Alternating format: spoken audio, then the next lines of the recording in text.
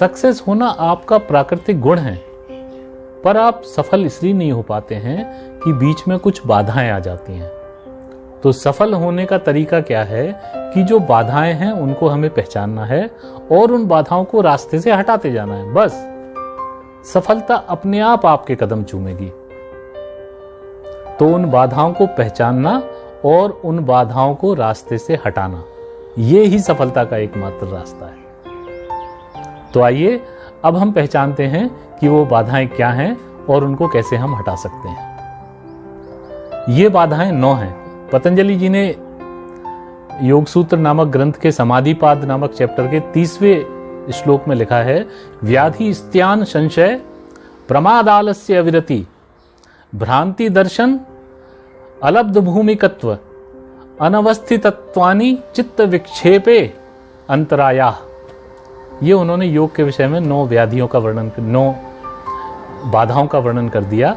इन्हीं को हम अब डिटेल में अपने जीवन के परिप्रेक्ष्य में 1 बाय 1 जो है वो देखेंगे।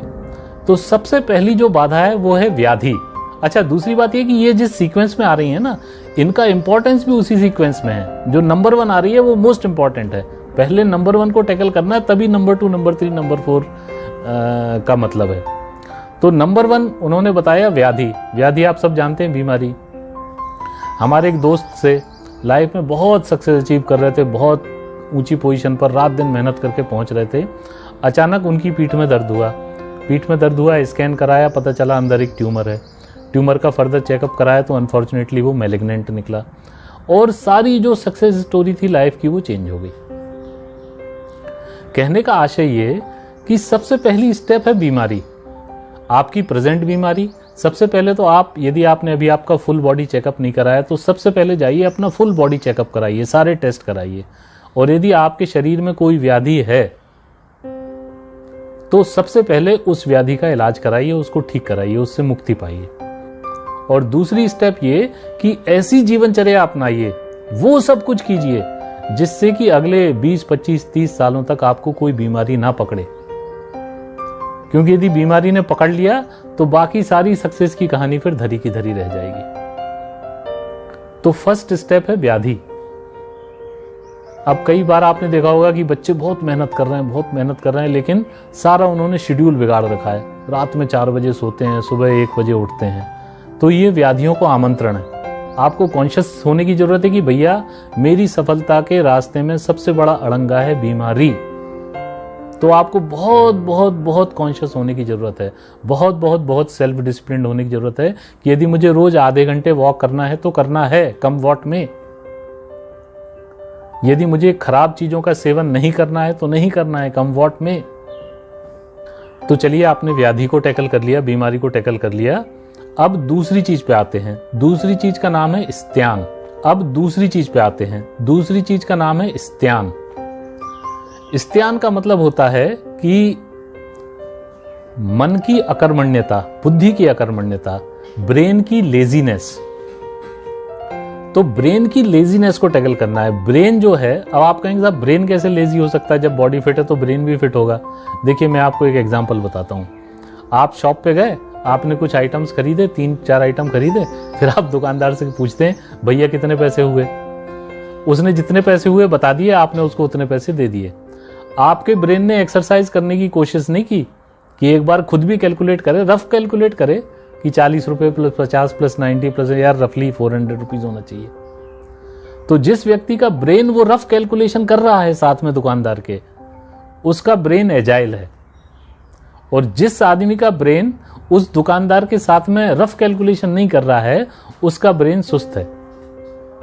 तो आपको अपने ब्रेन को सुस्ती से हटाकर चुस्ती की तरफ ले जाना है, ये स्त्यान को हटाना है। एक चीज और आपको ये बता दूं कि ब्रेन नेचुरली कोई काम नहीं करना चाहता। ब्रेन को हर वो काम पसंद है जिसमें उसको मेहनत ना करना पड़े, जो रिपीटेटिव नेचर का काम हो। देखिए, जैसे किसी व्यक्ति को आप कहें कि साहब आप राम राम राम राम राम जप करो 1000 बार, बड़े आराम से कर लेगा कि हाँ यार बिल्कुल कर लूंगा। पर उसी को बोलो कि राम राम राम तो जप करो, पर ऐसे करो कि पहली बार में राम बोलना है, दूसरी बार में राम सीता बोलना है, तीसरी बार में सीता राम बोलना है, चौथी बार में राम सीता राम बोलना है, 5वीं बार में सीता राम सीता बोलना है, तो इस तरीके से यदि आप उसको कॉम्प्लिकेट करके देंगे, वो कहेगा भैया यार ये तो नहीं हो पाएगा। उसको बोलो कि नहीं नहीं इसमें तुम्हें पुण्य डबल मिलेगा, तब भी उसका ब्रेन जो है वो उसको अवॉइड करने की कोशिश करेगा।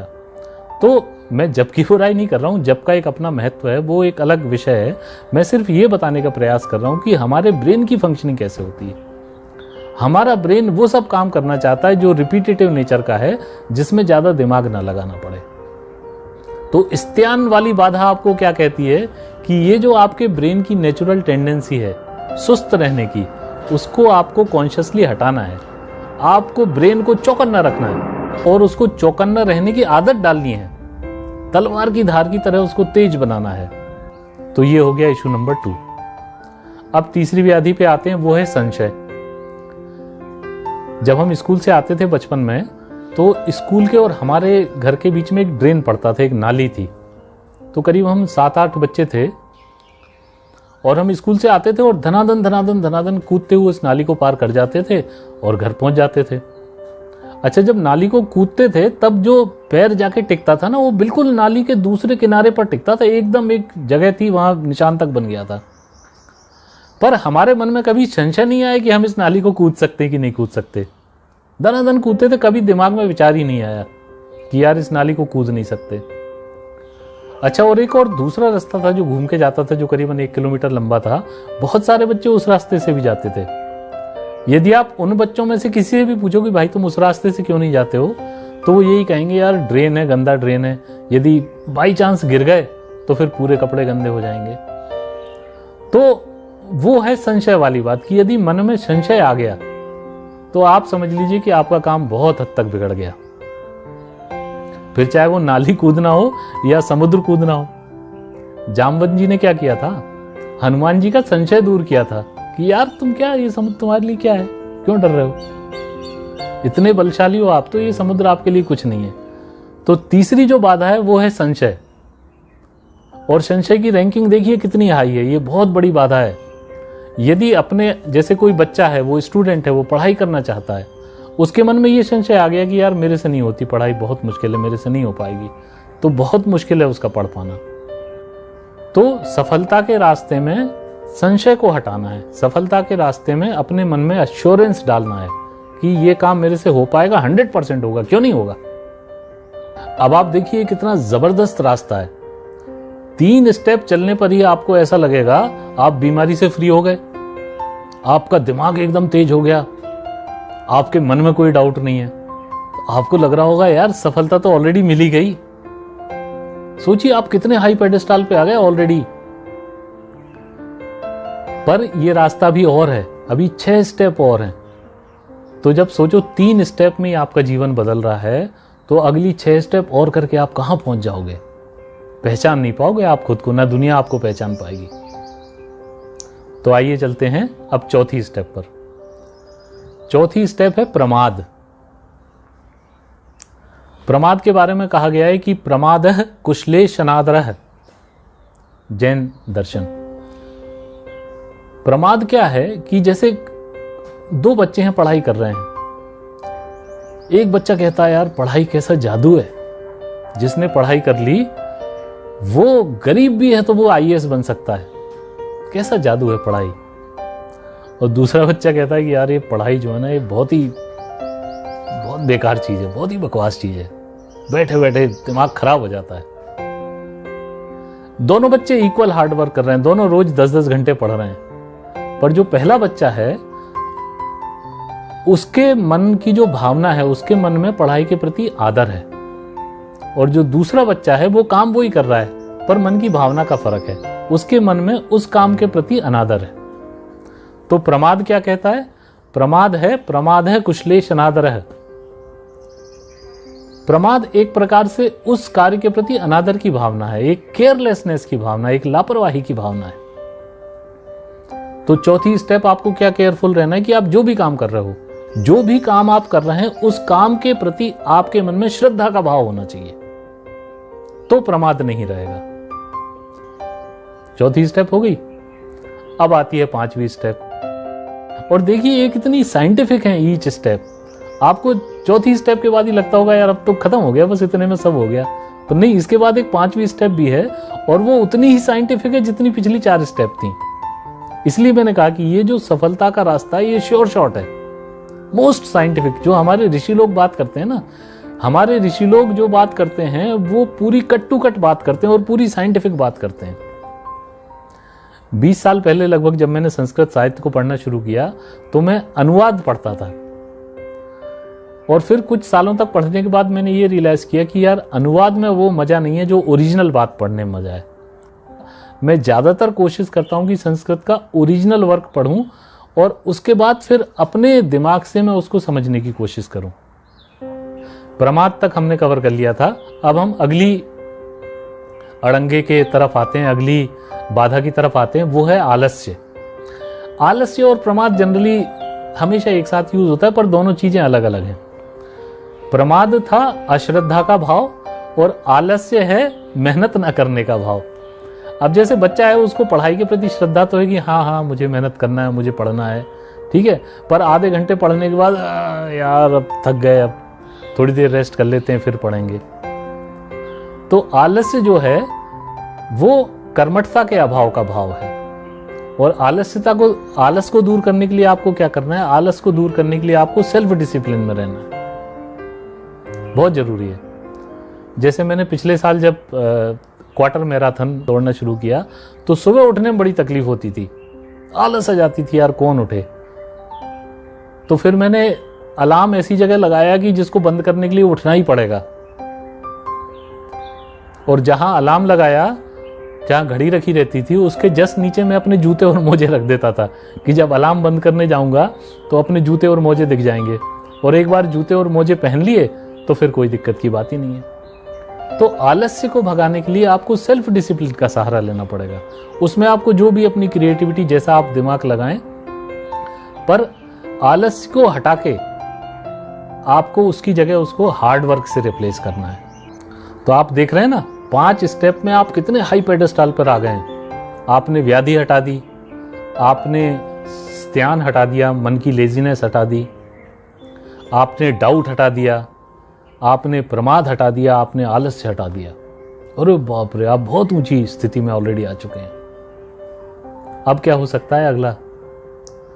तो एक बच्चे के एग्जाम्पल से देखिए, जो बच्चा तैयारी कर रहा है पढ़ाई की, बोर्ड की तैयारी कर रहा है, उसने ये सब कर लिया, उसको कोई बीमारी नहीं है, उसका दिमाग वो रात दिन चलाते रहता है, उसके मन में कोई डाउट नहीं है, वो प्रमादी नहीं है, वो शिक्षा का रिस्पेक्ट करता है, उसको आलस्य नहीं है।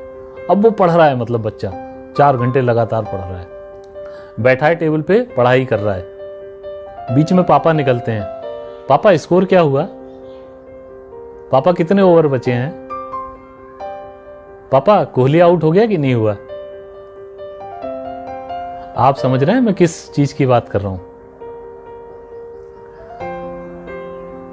इस चीज का नाम है अविरति। विरति का मतलब होता है वैराग्य, वैराग्य मतलब इंटरेस्ट ना होना। तो अविरति मतलब कि इंटरेस्ट अभी बाकी है, इंटरेस्ट खत्म नहीं हुआ है, ये दूसरी बाधा है। अविरति का मतलब यह है कि यदि जैसे बच्चा पढ़ाई कर रहा है तो जितने टाइम वो पढ़ाई कर रहा है उतने टाइम पढ़ाई के अलावा जो बाकी सारी एक्टिविटी हैं, जो बाकी सारी चीजें हैं, उन सारी चीजों में उसका इंटरेस्ट 0 हो जाए, कोई इंटरेस्ट ना रहे उसको। यदि वो पढ़ाई कर रहा है तो फिर कितने ओवर हुए, किसने कितने रन बनाए, इंडिया हारी के जीती, कौन सा गाना हिट चल रहा है, कौन सी फिल्म आने वाली है, उस दौरान टोटल आपको जो है बाकी किसी भी चीज में इंटरेस्ट आपका 0 होना चाहिए। तो ये बाधा है अविरति। अब हम 6 स्टेप क्लियर कर चुके हैं, बहुत बड़ी बड़ी स्टेप आपने क्लियर कर ली है, समझ लीजिए, बहुत बड़ी बड़ी स्टेप आपने क्लियर कर ली है। अब लास्ट की 3 स्टेप बची हैं, ये तीनों स्टेप बड़ी समझने वाली हैं और ये बहुत सूक्ष्म अब आप आ गए। क्योंकि आप सोचिए ना, कोई बच्चा है, उसने 6 स्टेप में क्या क्या नहीं कर लिया। बीमारी हटा दी, मानसिक दुर्बलता हटा दी, डाउट हटा दी, प्रमाद हटा दिया, आलस्य हटा दिया, यहां तक कि उसने अविरति भी हटा दी। अब वो टोटली फोकस होकर ही वही काम कर रहा है। तो अब क्या बच गई बाधा? सब कुछ तो हो गया? नहीं, अभी भी बच गई हैं। और जब तक आप ये सारी बाधाएं क्लियर कर लेंगे ना, तो आप खुद कहेंगे कि हाँ यार, ये रास्ता तो बस, इसके बाद तो कुछ बचा ही नहीं। ये जो बाकी 3 बाधाएं हैं उनके बारे में अब हम चर्चा करते हैं। तो अगली बाधा है, उसका नाम है भ्रांति दर्शन। भ्रांति दर्शन मतलब, अब देखिए ये जो बच्चा है, हम उसी के एग्जाम्पल से चलते हैं कि वो हार्ड वर्क कर रहा है, वो पढ़ाई कर रहा है, वो उसको किसी और चीज में इंटरेस्ट नहीं है, उसने सब चीजों से वैराग्य ले लिया है। अब वो मैथ्स का कोई क्वेश्चन सॉल्व कर रहा है, सपोज कीजिए कि वो इंटीग्रेशन कर रहा है किसी टर्म का, पर वो जिस मेथड से इंटीग्रेशन कर रहा है वो मेथड गलत है। आप समझ रहे हैं, जिस मेथड से वो उस क्वेश्चन को सॉल्व करने की कोशिश कर रहा है वो मेथड ही गलत सीख रहा है वो, तो फिर वो सक्सेस नहीं हो पाएगा। करेक्ट मेथड को सीखना भी बहुत जरूरी है। सिमिलर एग्जांपल आप ले लें कि कोई बच्चा क्रिकेट खेलना सीख रहा है, अब उसने बाकी सारा कुछ कर लिया, वैराग्य तक पहुंच गया, अविरति उसने कर ली, पर ऑफ स्पिन को किस तरीके से खेलना है, जैसा सीखना चाहिए उसका वो उल्टा सीख रहा है। कोई उसको उल्टा ज्ञान दे रहा है कि नहीं तुम ऑफ स्पिन को ऐसे नहीं ऐसे खेलो। इसको कहते हैं भ्रांति दर्शन। सत्य में असत्य को देखना, असत्य में सत्य को देखना, करेक्ट सीख ना लेना। तो एक स्टेप ये है कि जब आपने इतनी सारी सब मेहनत कर ली है, उसके बाद जब आप जो भी काम कर रहे हैं, देखिए हर आदमी के लिए लागू है, आप जो भी काम कर रहे हैं उस काम करने की, उस काम को सही समझ, उस काम को करने की, उस काम को करने की मेथड की सही समझ, ये नेक्स्ट स्टेप है।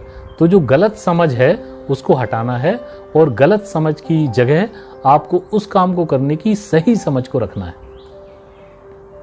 ये हो गया भ्रांति दर्शन। यहां तक आते आते आप समझ लीजिए आपने 99% काम आपका हो गया। यदि आपने ये सारी स्टेप कर ली तो आपको कोई माई का लाल सफल होने से नहीं रोक सकता। तो जो लास्ट की जो 2 स्टेप्स है ना, वो बहुत सूक्ष्म किस्म की स्टेप्स हैं, वो साइकोलॉजिकल लेवल की स्टेप्स हैं। वो आपकी साइकोलॉजी आपको जहां रोकती है वो वाली स्टेप्स हैं। एक्सटर्नल फैक्टर सब खत्म हो गए। तो भ्रांति दर्शन तक आप पहुंच गए, अब आप सही तरीके से अपने काम को करने लगे। अगली स्टेप आती है अलब्ध भूमिकत्व। अलब्ध भूमिकत्व, भूमि मतलब पोजीशन, लब्ध मतलब प्राप्त करना। तो लब्ध भूमि मतलब होता है कि आप किसी पोजीशन को प्राप्त करें, अलब्ध भूमि मतलब आप उस पोजीशन को प्राप्त नहीं कर पा रहे हैं। और अलब्ध भूमिकत्व मीन्स वो प्रॉपर्टी, वो tendency where you are not able to achieve the required position. तो अब कोई बच्चा है, वो इंटीग्रेशन को सॉल्व कर रहा है, सही मेथड से भी सॉल्व कर रहा है, बहुत मेहनत लग रही है उसको, ठीक है, हार्ड वर्क भी कर रहा है, सब कुछ है, but ultimately he is not able to get the answer to that question. तो वो अलब्ध भूमिकत्व में फंस गया। सब कुछ करने के बाद भी उसको जो है वो सॉल्यूशन प्राप्त नहीं हो पा रहा है। कोई बच्चा है, वो क्रिकेट खेलना सीख रहा है, सब कुछ उसने सही किया है, ऑफ स्पिन को कैसे खेलना है वो भी उसको पता है, पर जब वो एक्चुअली खेलने जाता है तो वो नहीं खेल पा रहा है उसको। इससे क्या होता है, इससे एक साइकोलॉजिकल हर्डल पैदा होता है, इससे एक साइकोलॉजिकल मन में एक निराशा पैदा होती है, एक दौर्मनस्य का भाव पैदा होता है कि यार मैंने इतनी मेहनत की, देखो सब कुछ किया, पर ये मेरे से हो नहीं पा रहा है। तो अगली जो बाधा है, अगला जो अड़ंगा है वो ये है, वो आपकी खुद की साइकोलॉजी है कि जब आप बहुत सब कुछ भी सही कर रहे होंगे और आपको जब जरा सा कुछ अचीव नहीं होगा तो आपका खुद का ब्रेन, आपकी खुद की साइकोलॉजी आपको रोक देगी कि यार कुछ नहीं होता। आप ऐसे बहुत लोग मिलेंगे जिन्होंने इतनी मेहनत भी नहीं की, पर वो ये कहते हुए मिलेंगे, अरे यार मैंने तो सब करके देख लिया यार, कुछ नहीं होता है, बहुत मुश्किल है। तो आपको इसके प्रति कॉन्शियस रहना है, इसके प्रति सचेत रहना है कि ये जो अलब्ध भूमिकत्व वाली फीलिंग है वो आपके मन में घर ना करने पाए। आप लगे रहें, ये चीज, ये आपकी ही साइकोलॉजी आपके रास्ते में अड़ंगा ना बन जाए। अब आप साहब 99.5% पे आ गए सफलता के। इसके बाद क्या बचता है? इसके बाद जो बचता है वो बहुत ही कम है। वो लास्ट स्टेप है और सबसे सूक्ष्म स्टेप है, अगेन आपकी साइकोलॉजी वाली स्टेप है। उसको कहते हैं अनवस्थितत्व। अवस्थित यानी होता है एक जगह बैठ जाना, अनअवस्थित मतलब एक जगह बैठ ना पाना या बैठे ना रह पाना, और अनवस्थित तत्व मतलब कि एक जगह बैठे ना रह पाने का गुण। तो क्या होता है कि एक आपने पोजीशन अचीव कर लिया, आप लब्ध भूमि हो गए, पर आप उस पोजीशन पे टिक के ना बैठ पाए, उसको कहते हैं अनवस्थितत्व। तो ये भी एक साइकोलॉजिकल बैकलॉग होता है जो आपको ये कहता है यार मैं कभी कर लेता हूं, कभी नहीं कर पाता, कंसिस्टेंसी नहीं है मेरे अंदर। जैसे कोई बच्चा है, वो ऑफिस स्पिन खेलना सीख रहा है, अब उसने सब कुछ सीख लिया है, पर कोई ऑफिस स्पिन आती है तो वो उसको ठीक से खेल पाता है, कोई ऑफिस स्पिन आती है तो उसको नहीं खेल पाता। तो उसने जो पोजीशन अचीव कर ली थी, जो भूमि अचीव कर ली थी, उस पे अचीव तो कर रहा है पर वहां स्टेबल होकर बैठ नहीं पा रहा, उससे गिर जाता है वो। दूसरा एग्जांपल जैसे हम लेके चल रहे थे कि बच्चा जो इंटीग्रेशन की प्रॉब्लम सॉल्व कर रहा है, तो एक प्रॉब्लम उसने सॉल्व कर ली, दूसरी सॉल्व कर ली, तीसरी सॉल्व कर ली, पर चौथी प्रॉब्लम में फिर अटक गया। मेथड वही है, क्वेश्चन वैसे ही है, सब कुछ वैसे ही है, पर फिर तो जो भूमि आपने उपलब्ध की थी उससे आप गिर गए। इसको कहते हैं अनवस्थित तत्व। तो जब आप एकदम एक्सपर्टाइज के लास्ट लेवल पे पहुंचेंगे ना, जब आप सक्सेस के अंतिम छोर पे पहुंचेंगे, तब ये बाधा आएगी कि आप सब कुछ अचीव करके जब आप लब्ध भूमि भी हो गए तो आप उस भूमि पे टिक नहीं पाएंगे। तो ये आपको इसके प्रति फिर आपको सॉल्यूशन क्या है कि आपको कॉन्शियस रहना है कि साइकोलॉजी में ये बात आएगी। क्या बात आएगी कि यार मैं कर तो लेता हूं फिर कभी, लेकिन फिर ऐसा हो जाता है कि मैं कभी नहीं कर पाता। तो ये जो साइकोलॉजिकल हर्टल है, ये जो मेंटल ब्लॉक है, इससे आप डरे नहीं, इससे आप बस अवेयर रहें, और अवेयर रहेंगे तो आप इसको पार कर जाएंगे। तो लास्ट जब आप इसको भी आपने पार कर लिया तो फिर आप क्या होंगे, फिर आप 100% सक्सेस होंगे। ये वो स्थिति होती है जब इंसान फ्लो में होता है। जैसे कहते हैं ना यार आज तो सचिन फ्लो में खेल रहा है, मतलब जो गेंद आ रही है उस पर ये मार रहा है, लेफ्ट राइट चौका छक्का मार रहा है। या कोई टेनिस प्लेयर है तो वो आज बड़े फ्लो में खेल रहा है। ये जो फ्लो आता है ना, यही सक्सेस है। ये आपका नेचुरल पोटेंशियल है, उसका 100% अचीवमेंट है कि आप जो भी काम कर रहे हो वो काम आप फ्लो में कर रहे हो, दनादन किए जा रहे हो आप। ये अल्टीमेट सक्सेस है। तो आशा है इस लेक्चर से आपको वो सारी चीजें पता लग गई होंगी जो सक्सेस पाने के लिए जरूरी हैं। पर जैसा कि मैंने आपसे पहले ही बताया कि रास्ते पे चलना आसान नहीं है, इस रास्ते पे चलना बहुत कठिन। अरे बीमारी से ही लड़ना कितना कठिन है, फिर इस्त्यान से लड़ना कितना कठिन है, फिर संशय से लड़ना कितना कठिन है, फिर प्रमाद से लड़ना, आलस्य से लड़ना, अविरति से लड़ना, ये सब आसान नहीं है, ये बहुत कठिन है। तो जिन लोगों ने भी सक्सेस अचीव की है उनके प्रति आप बहुत आदर का भाव रखें कि सक्सेस ऐसे ही नहीं मिल जाती, बहुत मुश्किल से मिलती है। तो ये जो मैंने आपको आज रास्ता बताया, ये हजारों हजार साल पुराना हमारे ऋषियों का इजाद किया हुआ रास्ता है, और ये 100% रास्ता है, कोई डाउट नहीं है इसमें। अब तो मुझे आपको कहने की जरूरत नहीं है, रास्ता सुनने के बाद आप खुद समझ गए होंगे कि कोई डाउट नहीं है, 100% सक्सेस अश्योर्ड है, कोई माइकल आल सक्सेस